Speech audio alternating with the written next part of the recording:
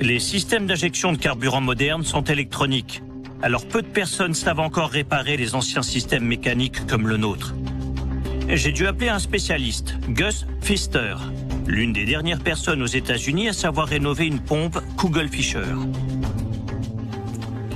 Salut Gus, ça va? Salut Ed.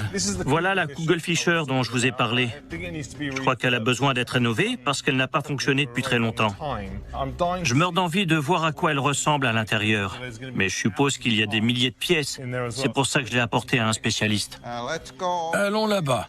Je vais vous montrer ce qu'il y a à l'intérieur. C'est incroyable! Vous l'avez découpé pour qu'on voit l'intérieur? Oui. Waouh! Comment ça marche alors? Le carburant arrive par cette conduite ici. Il va remplir la chambre d'aspiration dans la pompe, puis le clapet d'aspiration s'ouvre quand le piston descend. D'accord. Quand le piston remonte, il envoie le carburant à travers le clapet de refoulement jusque dans le moteur. On peut la démarrer pour que vous la voyiez en action. Ouais. D'accord?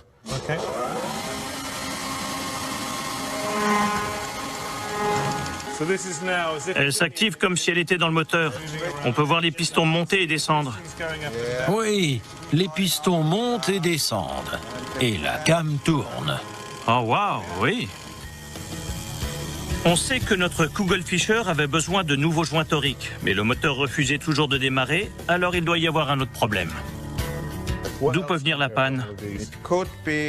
Si la pompe n'a pas fonctionné pendant longtemps, un piston pourrait être coincé au point mort haut à cause de la corrosion ou de la gomme d'essence. Et si ce n'est pas si simple que ça, d'où pourrait venir le problème? Est-ce que l'arbre à cam pourrait être usé? L'arbre à cam ne peut pas s'user. Mais le problème, c'est que si la pompe vient à manquer d'huile pour une raison ou pour une autre, alors il risque de se corroder. Ça coûterait combien de le remplacer? Probablement entre 400 et 500 $. Waouh, d'accord. Espérons que c'est pas ça le problème. Oui. On ne sait pas si notre Kugelfischer est vraiment en mauvais état.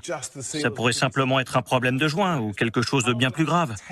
Mais combien de temps il vous faudrait pour la rénover? Je dirais environ 3 à 4 semaines avant qu'elle soit prête. D'accord, dans ce cas, je vous la laisse. J'espère que c'est rien de grave. D'accord. À bientôt, merci. Pendant que Gus se met au travail sur notre Kugelfischer, je rentre au garage pour m'attaquer au reste de la voiture.